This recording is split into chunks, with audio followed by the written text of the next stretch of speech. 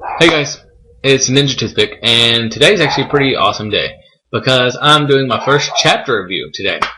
Naruto 629. We waited 2 weeks for this, guys, and I have to say, in some ways it's good that we waited because it was so worth it. Other ways, nah, just plain old chapter. Anyway, let's get started.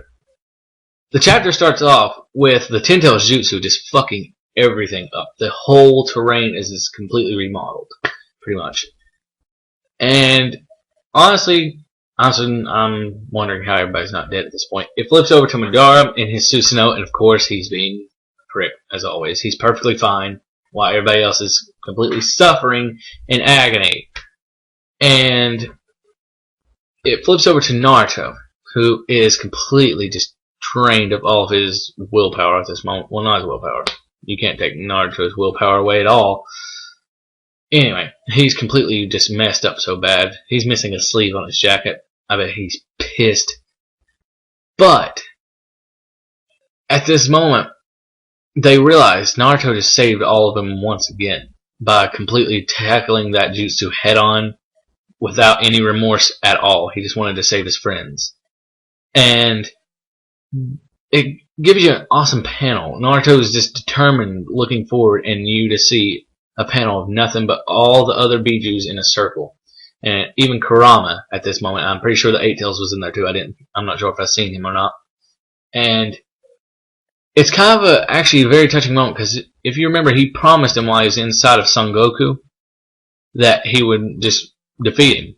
And then it gets a panel right below it of the Sage 6 Pass. Like his head is like bigger than Naruto and the Rinnegan's blazing behind him. And Naruto's right there. Flips over and the Ninja Alliance people with Hinata in front of them steps in front of Naruto to protect him. That was a very touching moment. I'd say so. And Sakura comes up behind him and says that she'll heal him and stuff like that. And then Madara, being Madara, evilly says, "Is that all you could accomplish?"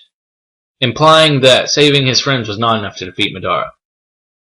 When Naruto just doesn't care at this point. He doesn't care about defeating Madara. He just cares about protecting the people that he loves, pretty much. That's whenever the battlefield section ended, pretty much. Next, we come to a panel of Kakashi and Obito blasting out of Kamui. Kakashi lands on his feet and instantly engages Lightning Blade.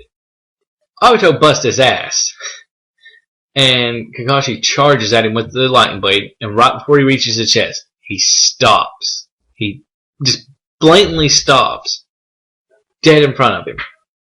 And this is whenever he started trying to plead with Obito.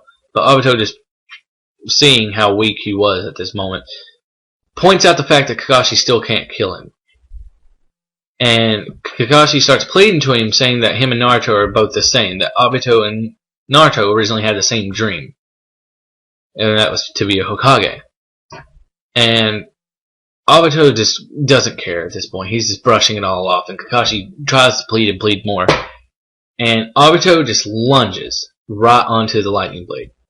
Unaffected, though. He's still talking clearly. And it flashes over to sort of a flashback, but also sort of like the present day because they're inside the dimension.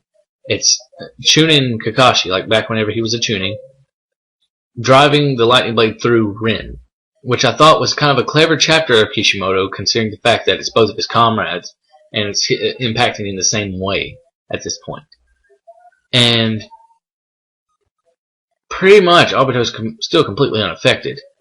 Kakashi's completely stunned. Obito then gives us the most shocking part of this whole chapter, which is actually one of the reasons why I said it was like kind of worthwhile, guys. Is he lets Kakashi know that he knew about everything. Just like we already knew that he knew. But it turns out Rin wanted to die. Whenever she was kidnapped by the Mist Village, she was forcibly subdued into being the Three-Tails Jinchuriki. And whenever Kakashi went to kill a Mist Villager, Rin jumped in front of him and took the Lightning Blade through her own chest.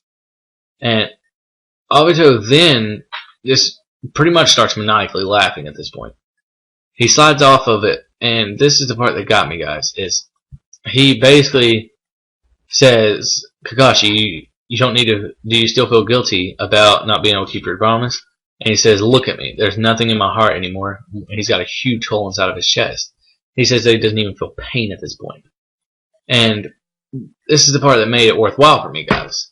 He says, Kakashi, you don't need to feel guilty anymore.